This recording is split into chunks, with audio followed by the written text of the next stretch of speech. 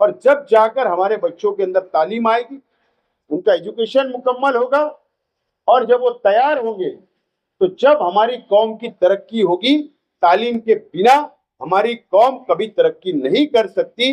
ये उतना ही कड़वा सच है। अलग अलग राय आती है, लेकिन मैंने यही महसूस किया। तकरीब के सदर मोहतरम मुख्तार सर,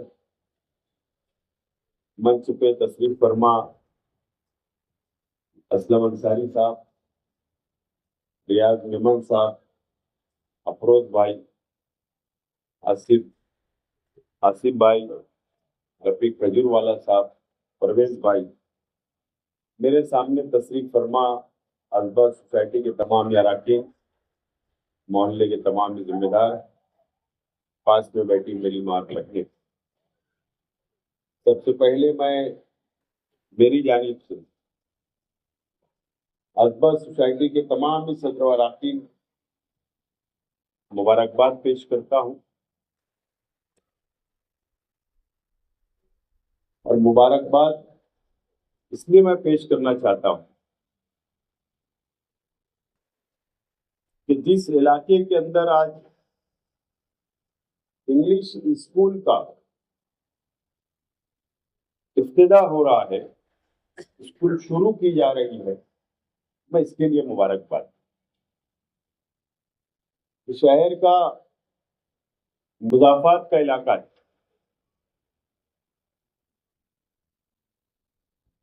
और ऐसे इलाके में जहां पर उर्दू स्कूलें सही तरीके से नहीं होगी, वहां पर इंग्लिश स्कूल आपने शुरू किया, मैं इसके लिए आपको मुबारकबाद पेश करता हूं।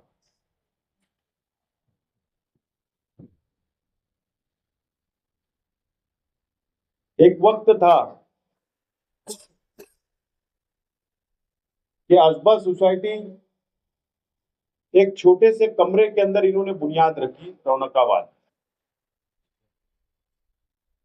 नौजवान आपस में सर जोड़कर बैठे और सोसाइटी की शुरुआत हुई। और जब भी मैं अजबा सोसाइटी के प्रोग्राम में मौके मौके से मैं शरीक रहा, तो शहर के अंदर अगर उंगलियों पे गिने जाने वाली अगर कोई सोसाइटियां कल्बे जो शहर में चलती होगी, अदारे चलते हुए, उसमें एक अजबा सोसाइटी का नाम शामिल। जो खुलूस कौम के बच्चों के लिए, जो जज्बा नौजवानों में है कि बच्चों को तालीम मिले, बच्चों को कंप्यूटर वो सीख सके, सिलाई मशीन, सिलाई बच्चियों को सिखाने का काम हो, या दीनी काम हो, मिल्ली काम हो, समाजी काम हो, या तालीमी काम हो, हमेशा बढ़ चढ़कर अजबा सोसाइटी के सदर और अरकान हिस्सा लेते हैं। और इनको देखते हुए, इनके काम को देखते हुए एक जगह की तलाश थी कि एक जगह होना चाहिए। अब रौनकाबाद के इतराफ के अंदर हमारी अपनी कोशिश, बहुत हमने कोशिश की, असलम अंसारी साहब, रियाज भाई, रफीक भाई, वहां मोहल्ले के जिम्मेदारान ने बहुत कोशिश की, लेकिन नाकाम हम लोग रहे। और फिर ये तय पाया कि इस इलाके के अंदर यहाँ पर ओपन स्पेस, यहाँ पर कुछ गार्डन वगैरह था, ये इस्तेमाल में नहीं थी जगह। इसके लिए फिर उस वक्त गवर्नमेंट फंड से, ये जो इमारत है ये कॉरपोरेशन के फंड की नहीं है, ये गवर्नमेंट फंड से ये इमारत मैंने तामीर करके बच्चों को दिया, ये अजबा सोसाइटी को मैंने दिया था। और आज मुझे खुशी हो रही है कि यहाँ पर इस मुजाफात इलाके के अंदर अब समाज की, कौम की खिदमत अंजाम देने के लिए अजबा सोसाइटी मैदान में आ गई है। मैं बहुत बहुत मुबारकबाद पेश करता हूँ, और उम्मीद है कि आप जरूर इस इलाके के, मेहनत बहुत है। मैं सिर्फ तालीमी प्रोग्राम कराता रहा, सियासी फील्ड के अंदर तालीम के लिए काम करता रहा, मदद करता रहा अलग अलग अदारों को, अलग अलग स्कूलों को, कि हमारे शहर के अंदर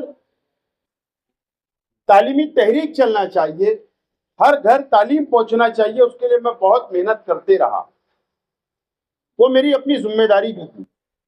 लेकिन मेहनत इसके लिए है कि अभी 2 रोज पहले जुमा के दिन शेख रशीद कोचिंग क्लासेस का इफ्तिदा अमल में आया और मैं वहां बैठकर, क्योंकि वो उसकी निगरानी मैं खुद कर रहा हूं, ट्रस्ट जो बना है वो मेरे अपने घर का ट्रस्ट है, बाहर का कोई नहीं, और इसके लिए जिम्मेदारी मजीद और बड़ी। और वहां बैठकर उसको मैंने बनवाया, तामीर करवाया, मुकम्मल करवाया। और जब अभी एडमिशन की बात आती है बच्चों की, तो मेहनत इसके लिए लगती है कि मैंने ये देखा कि हमको घर घर तक जाना पड़ता, पॉम्पलेट तकसीम करना, टीचरों को घर घर तक भेजना, ज़हन साजी करना, वालिदैन की, बच्चों की ज़हन साजी करना, जब जाकर बच्चे स्कूल तक, कोचिंग क्लास तक आते, इतनी मेहनत लगती है। मैंने अभी चंद दिनों के अंदर ये बात को महसूस किया। मैं सिर्फ यही मशवरा देना चाहता हूँ असबा सोसाइटी के तमाम ही सदर और अरकान को कि अगर यहाँ पर आज अगर 20 एडमिशन हुए होंगे तो कल 100 एडमिशन कैसे हो आइंदा साल। इसके लिए आपको सिर्फ अगर हम स्कूल खोल दें और एडमिशन चले आएंगे तो ऐसा नहीं है, बल्कि आपको इसके ऊपर एक टारगेट लेना पड़ेगा और एक एक घर जाकर आपको कन्विंस करना पड़ेगा, उनका ज़हन साजी करना पड़ेगी वालिदैन की कि बच्चे को तालीम जरूरी क्यों, बच्चियों की तालीम जरूरी क्यों है। ज़हन साजी करके आपको ये स्कूल को आगे बढ़ाना है और जब जाकर हमारे बच्चों के अंदर तालीम आएगी, उनका एजुकेशन मुकम्मल होगा और जब वो तैयार होंगे तो जब हमारी कौम की तरक्की होगी, तालीम के बिना हमारी कौम कभी तरक्की नहीं कर सकती। ये उतना ही कड़वा सच है। अलग अलग राय आती है, लेकिन मैंने यही महसूस किया, तो तजुर्बा मैंने लिया, जब तक तालीम नहीं आएगी, जब तक हमारी कौम की तरक्की नहीं होगी। यही सच्चाई है और इसीलिए मैं खुद वापस मैं अभी आगे आया हूं।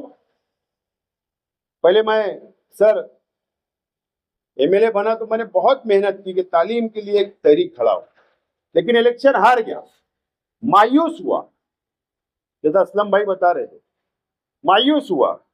लेकिन उसके बाद खामोश भी रहा कुछ साल तक, लेकिन उसके बाद फिर मैंने महसूस किया कि ये जो मुल्क के हालात बन रहे हैं, जो रियासत के हालात बन रहे हैं, जिस तरीके से फिरका परस्ती बढ़ रही है, जिस तरीके से गवर्नमेंट में फिरका परस्ती बढ़ रही है, जिस तरीके से कौम को रोकने का काम किया जा रहा है, तो हम कैसे जीतेंगे।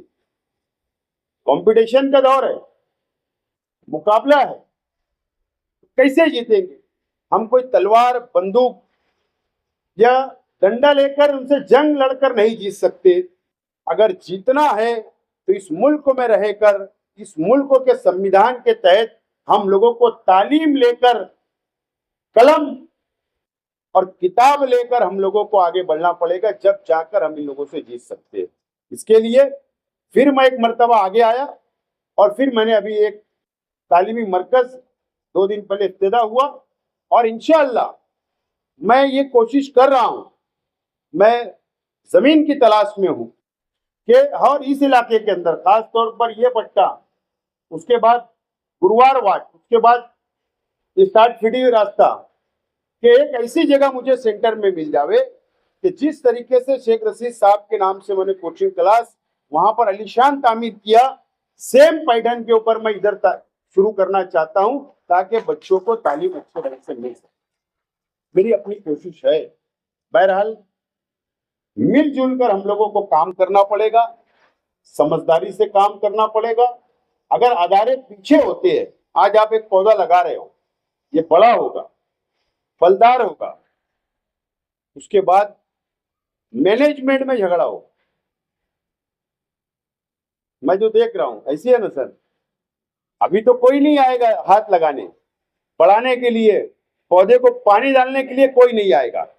लेकिन जब वो पौधा बड़ा हो जाएगा, जब वो फलदार हो जाएगा, जब वो फल देने लगेगा, जब वो साया देने लगेगा, तो फिर फितना पैदा होता है और फिर मैनेजमेंट के अंदर झगड़ा शुरू होता है और उसके बाद वो केस होती है, फिर वो हाई कोर्ट सुप्रीम कोर्ट तक लड़ते हैं और लेकिन नुकसान किसी का होता है तो वो अदारे के अंदर पढ़ने वाले बच्चों का और बच्चियों का होता है।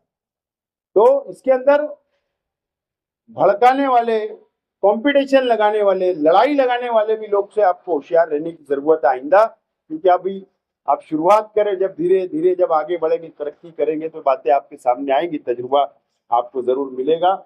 बहरहाल मैं आपको मुबारकबाद, फिर एक मरतबा अदवा सोसाइटी के तमाम ही सदर और अरकान को, जिम्मेदारान को मुबारकबाद पेश करता हूँ। यकीन दिलाता हूँ कि जब भी मेरी अदारे को कोई जरूरत महसूस होगी तो इंशाल्लाह मैं आपके लिए साना बसाना खड़ा रहूंगा। बहुत बहुत